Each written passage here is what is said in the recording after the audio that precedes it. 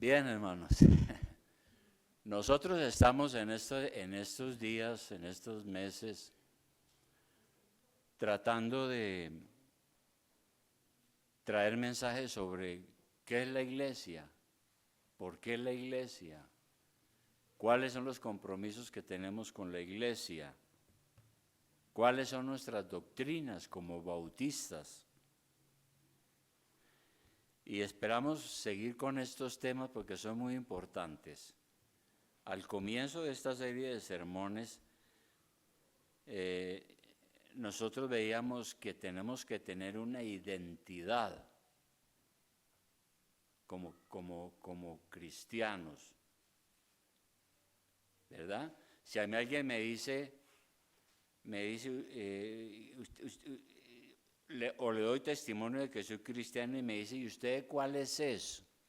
Porque esto hay un montón de sectas, movimientos, iglesias, grupos. Entonces yo les digo, yo soy cristiano. En segundo lugar, soy bautista. ¿Verdad? ¿Por qué digo eso? Porque tengo una identidad. La iglesia bautista se distingue por unas creencias. Y a eso es lo que estamos hablando ahora. Y yo alguna vez les dije a ustedes algo. Ustedes han oído de la fe del carbonero, ¿no? La fe del carbonero. ¿Cuál es la fe del carbonero? Había un hombre que trabajaba en eso, ¿no? Con carbón. Entonces le preguntaron a él, por favor díganos usted en qué cree. Y él dijo, yo creo en lo que cree la iglesia, a donde voy. Y le preguntaron, ¿y en qué cree la iglesia? Y él dijo, no, la iglesia cree lo mismo que yo creo. Y entonces le dijeron, ¿y cuál es la diferencia? Y dijo, que ambos creemos lo mismo. Es decir, no sabían qué creía. Nosotros no podemos tener la fe del carbonero. Ahora, desde finales del siglo XX y comienzos del siglo XXI, o sea, este siglo en el que estamos, algunos evangélicos empezaron a pensar que las denominaciones no eran bíblicas. Y yo encontraba personas que me decían,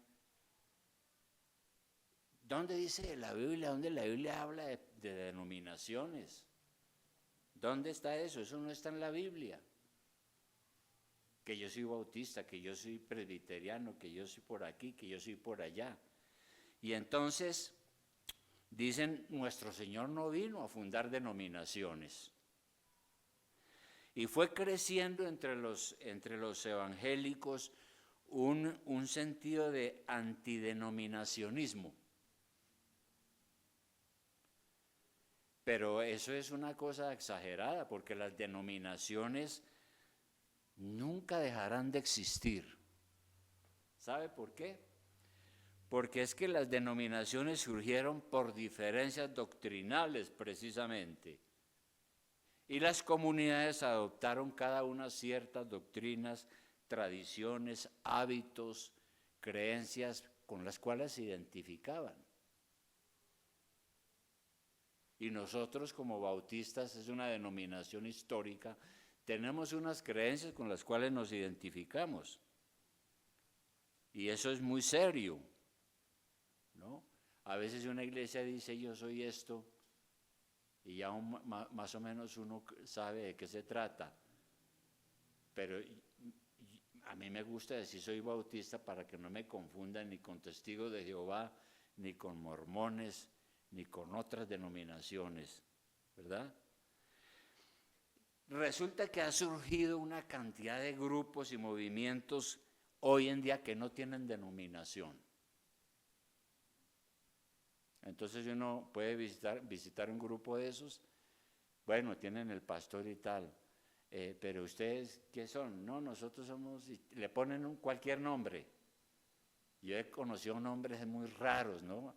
Hay iglesias que se llaman Camino al Cielo, otras Puerta del Cielo, otras, bueno, nombres rarísimos.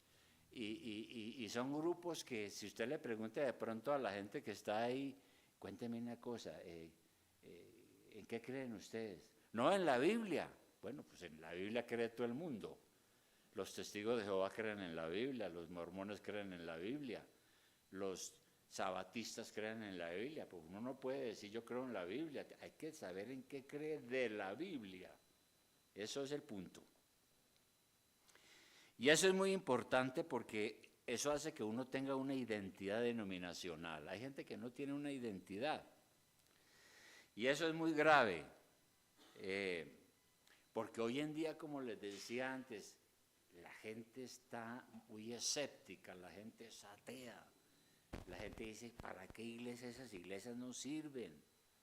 Además allá son un poco ladrones, esos pastores ricachones que se están en... Y bueno, y hay una cantidad de cosas y la gente ya no acepta, ni siquiera el catolicismo, que es donde los criaron. Y por eso si una iglesia tiene una identidad doctrinal y sabe en qué cree, tiene la capacidad en este momento de caos y de confusión de decirle a la gente cuál es el camino y cuál es la verdad que Cristo nos ha dejado frente a esa confusión que hay. Ese es el punto, hermanos. Entonces, sucede que nosotros, como les decía, yo digo yo soy cristiano, ¿y de cuáles? Soy bautista. ¿Y por qué? Porque tengo unos principios doctrinales bíblicos. ¿Cuáles son esos principios que tenemos? Ahora, en primer lugar, ¿qué es un principio? ¿Qué es un principio? Usted ha oído que la gente dice a veces, uy, es que ese hermano, esa persona sí es una persona de principios. O una mujer, es que esa mujer sí es una mujer de principios. Y con eso lo que quieren decir es que es una persona que tiene unas verdades que son muy importantes para ella y que ella se moviliza, habla y piensa conforme a eso que cree y que es importante. Es una persona de principios. Y estamos hablando de principios morales, por supuesto, nosotros. De manera que un principio, ¿qué es entonces? Nosotros hemos leído la Biblia, muchas cosas, hemos visto muchas verdades, y de todo eso que hemos leído empiezan a surgir unos principios. La Biblia, por ejemplo, me habla de muchas cosas, pero hay unos principios que empiezan a surgir. Por ejemplo, ahora yo tengo claro un principio cristológico. ¿Eso qué quiere decir? Ahora sé verdaderamente quién es Cristo, por qué creo en Cristo, y tengo la capacidad de explicarle a otro quién es Cristo. Ese es un principio para mí, una verdad profunda que mueve mi vida y mi ser. Es una doctrina que me identifica y que me ayuda a creer verdaderamente, ¿no? Y por eso decimos que es muy importante este asunto de la identidad denominacional, ¿verdad? Hay unas doctrinas que son secundarias, por supuesto, que no son tan importantes, pero hay unos principios fundamentales que nosotros tenemos que tener para seguir siendo bautistas. Uno no puede renunciar a esos principios. Lamentablemente hay muchas iglesias bautistas que ya no saben ni en qué creen, tristemente. Entonces, por eso es que nosotros estamos estudiando nuestra historia. Bautistas hay en todo el mundo y han tenido un desarrollo histórico tremendo, ¿no? Y tenemos unos principios que nos identifican, ¿no? Es como la cédula de ciudadanía de uno. En esto creo. Resulta, hermanos, que esos principios no nos los hemos inventado, están en la palabra de Dios. La palabra de Dios nos ha guiado a definir esas doctrinas y esas verdades para tenerlas muy enraizadas en el alma y enseñarlas. Una de esas doctrinas es la siguiente: Cristo es el Señor, o el señorío de Cristo. ¿Qué significa la palabra Señor? Pues hoy en día Señor es todo el mundo, ¿no? A cualquiera le dicen Señor, hoy en día. Pero en la Biblia la palabra Señor tiene un profundo significado. En el hebreo la palabra Señor, ¿sabe qué significaba? Amo. El Señor era el amo, era el dueño, era la persona a la que yo tenía que obedecer en la antigüedad. En el hebreo, en el idioma hebreo, eso es lo que quiere decir la palabra Señor. Es una palabra que es maré. Y en el griego hay una palabra que es kuriakos o kyrios, que también quiere decir Señor. En los tiempos de Jesucristo, los romanos, por ejemplo, decían que el Señor era el César. Él era el Señor. Él era el Kyrios, el César. A él tenía uno que arrodillarse y doblegarse y adorarlo. Y los cristianos empezaron a decir, no, Kyrios es Jesucristo. Y entonces vino una persecución y los empezaron a matar porque eso era una blasfemia. Decir que el emperador romano era el Señor. No era el Señor, sino Jesús, el Cristo. De manera que eso de que Jesús es el Señor es un principio de los cuales estamos hablando, rector y fundamental de nuestra fe. Y vamos a mirar rápidamente algunos versículos. Primera de Pedro 2:7. Primera de Pedro 2:7. Aquí está hablando, por ejemplo, el apóstol está hablando de Cristo. Está diciendo en ese pasaje que Él es una piedra preciosa, Jesús. Es la piedra principal del edificio. Y en el 7 dice, para vosotros, pues los que creéis, Él es precioso. Pero para los que no creen, dice, la piedra que los edificadores desecharon ha venido a ser cabeza del ángulo, porque a Jesucristo lo mataron. Pero Él es la piedra preciosa, la roca principal de la iglesia. Por eso es el Señor, ¿no? Ese señorío de Cristo es una de las verdades que nosotros tenemos en el alma y que no podemos renunciar a ella. ¿Y por qué decimos que Jesucristo es el Señor? Porque la Biblia nos dice que Él tiene un dominio eterno. Es eternamente el Dios y Señor nuestro, ¿no?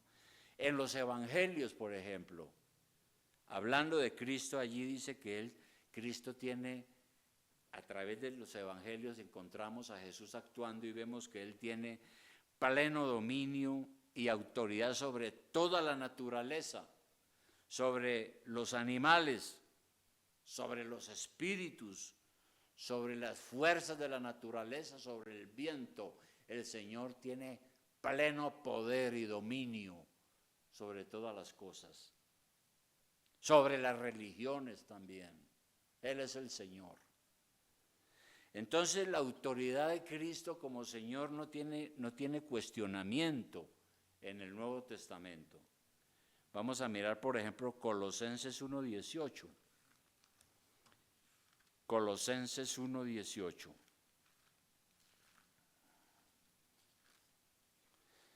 ¿Qué dice Colosenses 1:18? Yo creo que vale la pena leer desde el 15. ¿Qué dice la palabra sobre Cristo? Colosenses 1:15 dice, Él es la imagen del Dios invisible. Si usted quiere conocer a Dios, lo conoce a través de Jesucristo, el Hijo de Dios. Él es Dios encarnado. El primogénito de toda creación, eso quiere decir que fue que Él es el que tiene la preeminencia en todas las cosas. Dice, porque en Él fueron creadas todas las cosas, las que hay en los cielos y las que hay en la tierra, visibles e invisibles, sean tronos, sean dominios, sean principados, sean potestades, todo fue creado por medio de Él y para Él. Por medio de Cristo se crearon todas las cosas. Y Él es antes de todas las cosas y todas las cosas en Él subsisten. Y Él es la cabeza del cuerpo que es la iglesia. Él que es el principio, el primogénito de entre los muertos, porque fue el primero que resucitó, para que en todo tenga la preeminencia. Cristo es el Señor. Por eso es que tenemos ese principio, porque la palabra de Dios nos lo enseña por todas partes, ¿no? Él es el Señor. A Él debo yo lealtad, sometimiento, obediencia, porque Él es el Señor. Ahora, de ese principio se desprenden algunas implicaciones o algunas cosas que nosotros tenemos de ver sobre eso. Una es el discipulado. ¿Qué es un discípulo? ¿Qué quiere decir la palabra discípulo? Un discípulo es alguien que está aprendiendo, alguien que está en disciplina. Eso quiere decir discípulo. Entonces, nosotros somos discípulos de Cristo porque lo hemos conocido a Él, a Jesús, como el Hijo de Dios. No lo conocemos físicamente, pero a través de la fe creemos que Él existe. Y porque Él ha obrado en nuestras vidas, nos ha cambiado y nos ha dado un sentido para vivir. Él es Jesús, el Hijo de Dios, Él es el Señor, ¿verdad? Y Él está transformando nuestra vida cada día. Por eso le seguimos, lo imitamos y hablamos de Él a otras personas. De manera, hermanos, que eso es ser un discípulo. Ser discípulo de Cristo no es tener una cantidad de conocimiento y de la Biblia en la mente, aprender mucha doctrina, pero resulta que no hay una vivencia, una comunión especial con la persona de Jesús. Yo puedo conocer mucho de la Biblia, sin embargo no haber conocido verdaderamente a Jesús, mi Salvador. Y tampoco es cosas de emociones, ¿no? Porque hay muchas iglesias que confunden la experiencia con Cristo con las emociones y las experiencias místicas y una cantidad de cosas. No, nosotros hemos tenido un encuentro vital con el Señor Jesús. Por eso en Efesios, vamos a mirar Efesios capítulo 4, versículo 13. Aquí, por ejemplo, está hablando de la iglesia. Está hablando de que el Señor resucitó entre los muertos y Él nombra personas, nombró apóstoles en la antigüedad y hoy en día nombra maestros, pastores y todo eso. ¿Y para qué es eso? Aquí en el versículo 12 dice, a fin de perfeccionar a los santos, o sea, a usted y a mí, para la obra del ministerio, para la edificación del cuerpo de Cristo. El cuerpo de Cristo es la iglesia. Hasta que todos lleguemos a la unidad de la fe y del conocimiento del Hijo de Dios, a un varón perfecto a la medida de la estatura de la plenitud de Cristo. ¿Verdad? Entonces, a este Jesús es el que nosotros hemos conocido.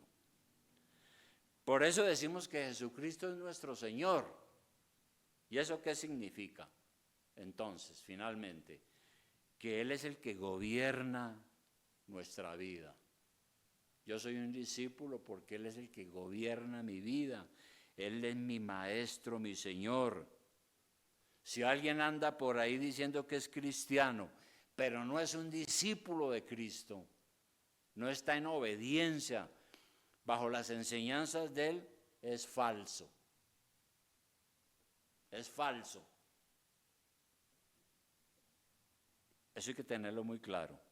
Entonces la primera cosa que se desprende de ese principio de Cristo como el Señor es que es un discipulado, nosotros somos discípulos de Cristo. La segunda implicación es que la iglesia, o sea, nosotros somos el cuerpo de Cristo, como ya lo leímos, ¿no?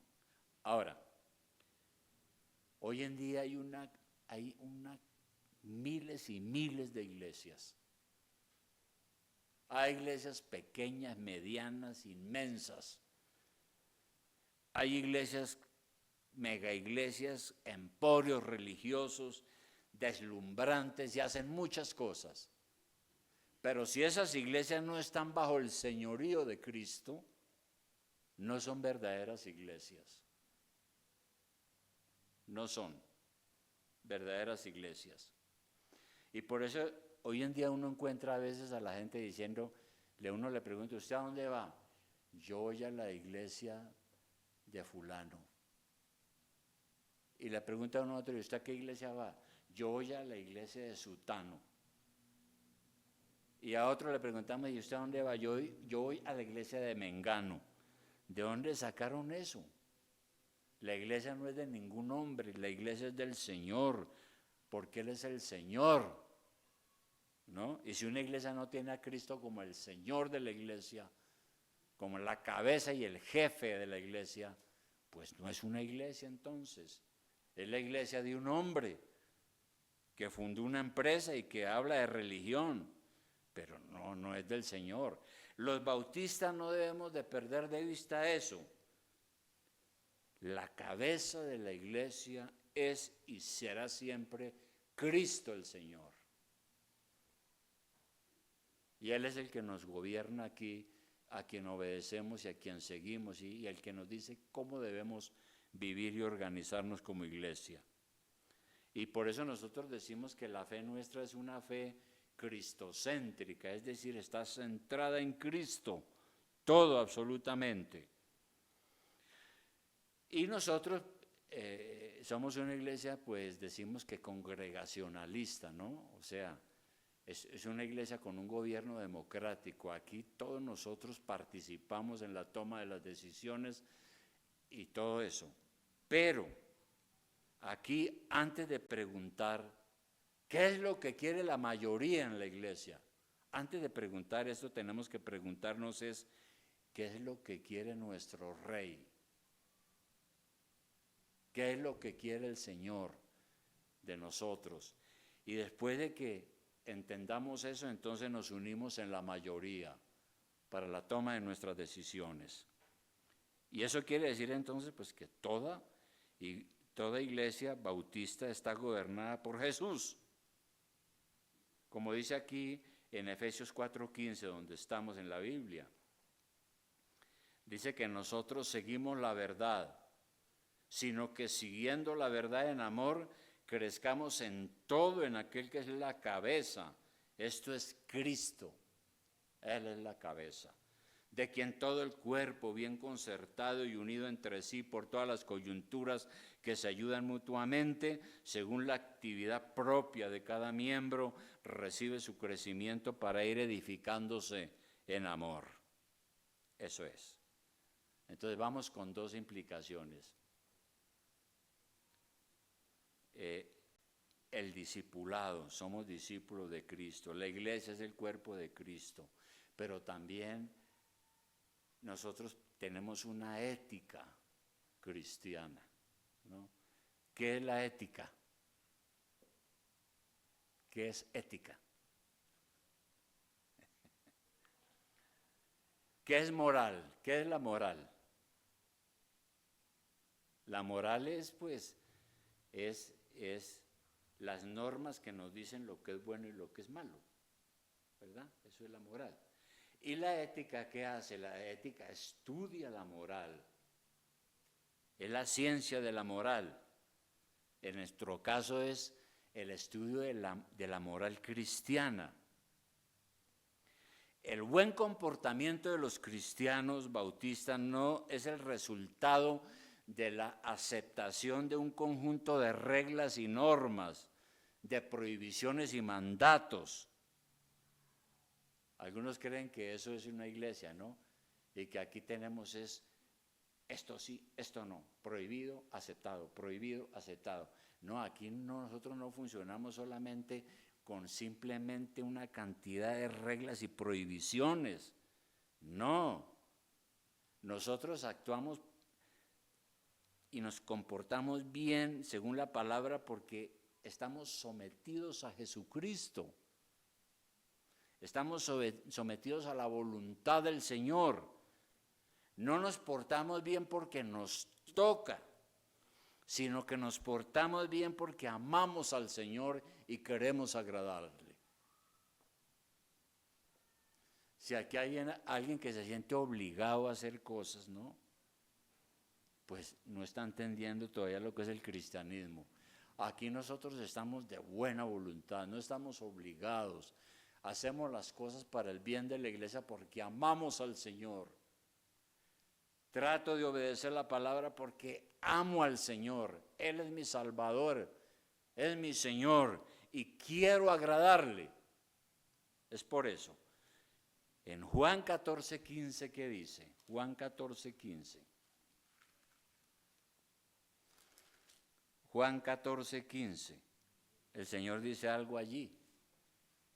Juan 14:15. El Señor dice, si me amáis, guardad mis mandamientos, dice Jesús. ¿Usted dice que ama a Cristo? Guarde sus mandamientos. Obedezca, pero obedezca con amor, no como una obligación, ¿no? ¿Qué sucede si uno en la iglesia está simplemente con una cantidad de reglas por obligación?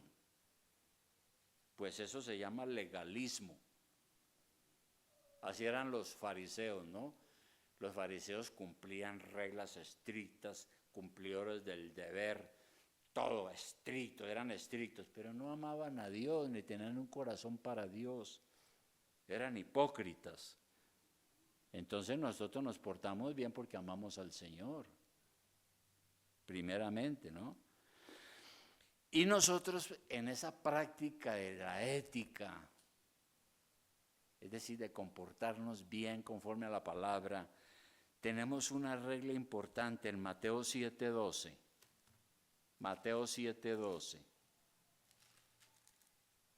Mateo 7:12.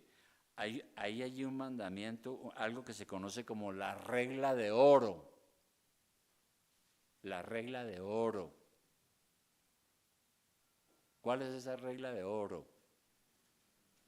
Mateo 7:12. Mire lo que dice el Señor.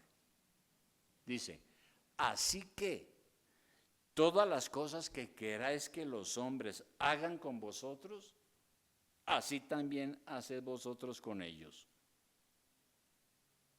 Porque esto es la ley y los profetas.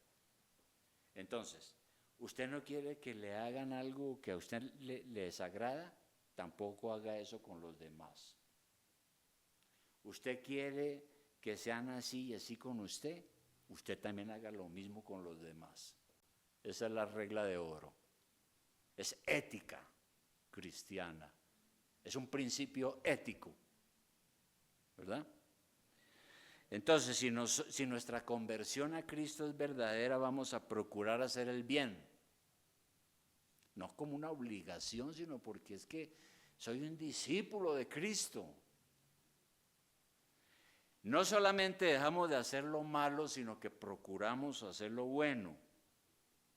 Y lo logramos porque el Señor está en nosotros, el Espíritu Santo está en nosotros. Él está cambiando nuestro corazón. Ahora amamos más y odiamos menos. ¿Y gracias a qué? A que el amor de Cristo ha sido derramado en nuestros corazones, dice el apóstol. Es que si no fuera así, yo no estaría aquí. Tampoco, yo estaría por allá ganando plata o quién sabe qué. O como decía alguna vez alguien, tal vez 2 metros debajo tierra, ¿no? Pero porque estamos en los caminos del Señor, ¿no? Hay Otra cosa que se deduce de ese principio de que Cristo es el Señor es lo que conocemos como la mayordomía cristiana. El cristiano bautista sabe que él no es dueño de nada. Todo lo que tiene él, lo que él sabe, le pertenece al Señor y debe de usarlo para la gloria de Dios. Porque el cristiano bautista es un mayordomo de Dios. Sabe que es un administrador en este mundo. Sabe que se tiene que morir, tiene que dejar todo. Entonces lo que tiene y lo que Dios le ha dado tiene que usarlo de la mejor manera para la gloria de Dios. Por eso en Primera de Pedro 4:10, vamos a mirar Primera de Pedro 4:10. Hay un versículo importante, es para la iglesia, ¿no? Para usted y para mí. Dice allí lo siguiente, a usted le dice, este versículo es para usted y para mí, dice, cada uno en la iglesia, cada uno, según el don que ha recibido, según la capacidad, la habilidad que Dios le ha dado, ministrelo a los otros. Eso significa, póngalo al servicio de los demás, como buenos administradores de la multiforme gracia de Dios. Por eso aquí servimos al Señor con todo el amor, con todo el corazón, con las capacidades que Él nos ha dado, con nuestro dinero, nuestras habilidades, todo lo tenemos puesto al servicio de Dios. ¿No? Y hay un último punto que quiero tratar aquí sobre eso de que Cristo es el Señor, y es cómo nosotros entendemos, cómo nosotros entendemos la ecología. Hoy en día se habla mucho de ecología. Y usted encuentra en las noticias, ¿no? Y hay ministerios en el gobierno, el Ministerio de Ambiente, el Ministerio de Ecología. Y escucha al presidente, y escucha a los senadores, y escucha al Congreso hablando de la ecología. ¿Y qué es la ecología?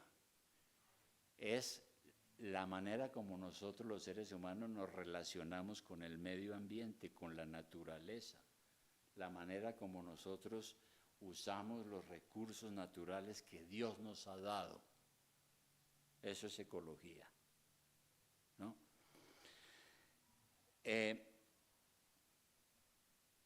¿Y eso a qué nos lleva? El cristiano sabe que todo lo que hay en este mundo es creación de Dios,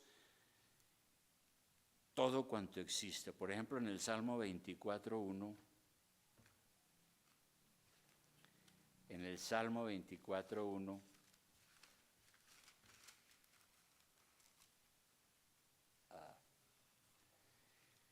¿qué dice el Salmo 24:1? Dice, de Jehová es la tierra y su plenitud. Todo es de Dios. El mundo y los que en él habitan, porque él la fundó sobre los mares y la afirmó sobre los ríos. Y hay muchos versículos que nos hablan de esto, ¿no? Nos dejan claro que toda la creación le pertenece a Dios porque Él fue el que la creó. Entonces, eso me lleva a concluir que nosotros no somos dueños de nada en este mundo, no somos dueños de la tierra. Y como yo no soy el dueño de la tierra, sino un administrador, tengo que ser responsable y no destruirla. Y a eso se le ha llamado ecología cristiana. Los ecologistas cristianos dicen que nosotros tenemos responsabilidades con el mundo en que Dios nos ha puesto porque somos mayordomos de Dios, administradores. Y todo comenzó desde que Dios hizo al hombre. Génesis 1, 26, 28. Génesis 1, 26, 28.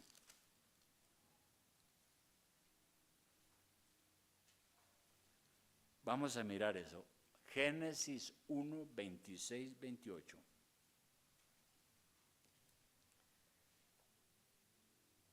Dios había creado todas las cosas, a los animales, a los planetas, el universo, todo lo había creado.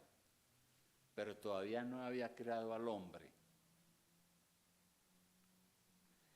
Y dice aquí en el 26, entonces dijo Dios, hagamos al hombre a nuestra imagen, conforme a nuestra semejanza, y señoree. ¿Qué quiere decir señoree? Administre, ejerza control, organice las cosas. Y señoree en los peces del mar, en las aves de los cielos, en las bestias, en toda la tierra y en todo animal que se arrastra sobre la tierra. Entonces Dios crea al hombre y le entrega el encargo de ser un administrador. El hombre es el Señor de esa creación que Dios le está encargando. 27, y creó Dios al hombre a su imagen, a imagen de Dios lo creó, varón y hembra los creó y los bendijo Dios y les dijo, fructificad y multiplicaos, procread la raza humana y llenad la tierra y sojuzgadla. ¿Qué quiere decir sojuzgadla? Gobernarla, administrarla, ponerla en orden. Y señoread, otra vez lo dice, ¿no? El hombre es el señor de esa creación que Dios le ha encargado. Y señoread en los peces del mar, en las aves de los cielos, en todas las bestias que se mueven sobre la tierra.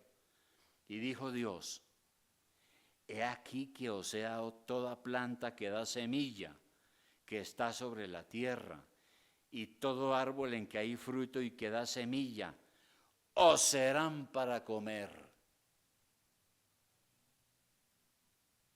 Y el 30 dice, y a toda bestia de la tierra, y a todas las aves de los cielos, y a todo lo que se arrastra sobre la tierra en que hay vida, toda planta verde les será para comer. Y fue así. Eso nosotros lo tenemos claro. Entonces, Dios nos instruye a la humanidad para que administre esa creación, para que se relacione adecuadamente con la naturaleza que es de Dios. Y naturalmente que estamos hablando del agua, de la vegetación, de los animales, porque todo es de Dios, lo ha dado para nuestro bien y Él nos da la sabiduría para administrarlo, como ya leímos aquí, ¿no? En el versículo 29 y el 30. A eso se le llama hoy ecología cristiana. Pero resulta que hay una ecología que es pagana, que se va a otro extremo. Entonces algunos dicen, no, pues como nosotros somos los que manejamos aquí, entonces los animales no los pueden matar. Entonces prohibido comer carne. Sea vegetariano mejor. Otros han dicho, yo me acuerdo que un gran político dijo que ¿qué es lo que el hombre hace con el agua hoy en día? Con el agua, para que haya agua para proveer a muchos pueblos. Él encauza los ríos y construye represas. Y además de eso, las represas producen energía para que los pueblos y las ciudades tengan luz. Y estos ecologistas paganos dicen, no, eso es malo, no se puede hacer. Hay que respetar la naturaleza. Entonces dejen que los ríos sigan por donde van, no hagan represas de ninguna clase y entonces pues no tenemos luz ni agua. Y no quiero meterme en otras cosas porque ya rayan con lo político, porque por ahí los políticos están con esas historias. No, nosotros no pensamos así como bautistas. Adoramos la naturaleza, pero no la adoramos como si fuera Dios. Porque esos ecologistas paganos dicen que uno tiene que adorar un árbol. Y toda la filosofía esotérica hindú dice lo mismo, ¿no? Hay que adorar, cuidado con los animales, cuidado con las plantas, cuidado con todo el mundo, cuidado con... Y entonces ya uno anda asustado en la creación que Dios le dio. No. Nosotros respetamos la naturaleza porque es creación de Dios, Dios nos la dio, pero no la adoramos. Esta gente enseña que no podemos usufructuar casi nada, porque eso es dañar la naturaleza y eso es erróneo. Todo eso, hermanos. Entonces, nosotros tenemos un principio. Jesucristo es el Señor. Está en la Biblia. Nos da identidad a nosotros en nuestra iglesia.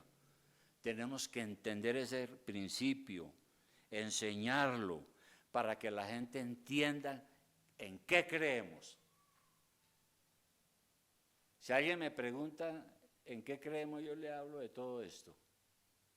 Que somos discípulos, que somos mayordomos de Dios, que amamos la naturaleza y tratamos de hacer que nos beneficie a todos y todo lo que dice aquí, y que soy un discípulo de Cristo. Entonces, conclusión, hermano. ¿Es usted una persona de principios cristianos? La gente que nos conoce, la gente que lo conoce a usted, dice, no, es que esa persona es una persona de principios. Sí, ¿quién es él? No sé, él dice que es cristiano. ¿Ah, sí? Sí. Va a una iglesia. ¿Ah, sí? ¿Cuál? Bautista. Ah, le deben estar enseñando algo muy bueno. Usted no hace lo que hace toda la gente. No, usted se guía por la palabra de Dios. Entonces, hoy en día el diablo está engañando a la gente y haciéndole creer cosas que no son ciertas. Son mentiras. No, yo me guío por lo que dice aquí en la palabra. ¿Quién gobierna su vida? ¿Su vida es gobernada por su propio pensamiento, su propio parecer? ¿Es usted el que decide cómo es que hay que vivir? No. Si usted es un discípulo, usted debe tener claro que tiene que someter su vida al Señor Jesucristo y a lo que está en la Biblia. No es lo que a usted le parece y usted manejarse como a usted le parece y como usted quiere. No. Porque Cristo es el Señor de su vida. Un discípulo es alguien que sigue las enseñanzas de su maestro. Si uno no sigue las enseñanzas de Cristo, es un discípulo del diablo, porque está haciendo lo que el diablo quiere. ¿Es consciente que usted pertenece al cuerpo de Cristo, es decir, a la iglesia? Debe ser así. ¿Por qué usted asiste a la iglesia? ¿Por qué asiste a la iglesia? ¿Por qué ha venido aquí hoy? ¿Por qué usted procura hacer lo correcto? Debe ser porque usted ama al Señor con todo su corazón. Porque si usted está aquí es simplemente obedeciendo reglas, pues entonces está en un legalismo, ¿no? Y está tratando de actuar bien para que lo vean y digan que es buena persona. No, aquí hacemos lo correcto porque amamos al Señor. Reconoce que todo le pertenece al Señor, nada es suyo. La naturaleza es bella. Nosotros cantamos unos himnos aquí hermosísimos. Hay un himno que dice, cuán grande es Él. Cuando yo voy y veo los montes, los valles, los ríos, qué belleza, ¿no? La naturaleza es bella porque Dios la creó así. La ha dañado es el pecado del hombre. Él es el que la ha dañado. Y nosotros tenemos claro eso y entendemos que somos mayordomos. Entonces, hermano, ¿usted tiene claro eso? Que Jesús es el Señor. Jesucristo es el Señor, ¿verdad? Haga un examen de usted mismo y pregúntese, ¿Jesucristo es mi Señor? Porque es que si Jesucristo no es el Señor de uno, entonces uno es un medio cristiano, ¿no? Yo le hago caso en algunas cosas y en otras cosas no le hago caso. Algunas cosas las obedezco y otras no. Entonces Él es medio mi Señor. No, Él es el Señor. Y si yo le quedo mal, tengo que arrodillarme y pedirle perdón y orar, que su sangre me limpie, y sigo trabajando para ser mejor y obedecerlo a Él cada día. Si Jesucristo es su Señor, entonces usted debe ser obediente. Ese es el tema. De manera que yo le dejo eso ahí, ¿no? Tenemos un principio: Jesucristo es el Señor de la iglesia, del mundo, de mi vida, de todas las cosas. Me debo a Él, además porque Él me ha salvado. Vamos a orar, hermanos, entonces. Querido Padre Celestial, muchas gracias te damos hoy. Nosotros, Señor, hemos leído aquí en la Escritura que tú eres el Señor, eres el amo. Y que si alguien quiere ser cristiano, tiene que ser un discípulo. No hay otra manera. Padre Celestial, ayúdanos para que nosotros te amemos, como dice el mandamiento, con todo nuestro corazón, con toda nuestra mente, con todas nuestras fuerzas. Que hagamos las cosas por amor a ti, por agradecimiento. No por cumplir reglas y no porque nos toca, no. Es porque tú eres el Señor y te amamos, te obedecemos. Gracias, Padre, te damos en esta mañana por darnos esa preciosa oportunidad de leer tu palabra y examinar estas cosas. En el nombre de Jesús, Señor, muchas gracias. Amén.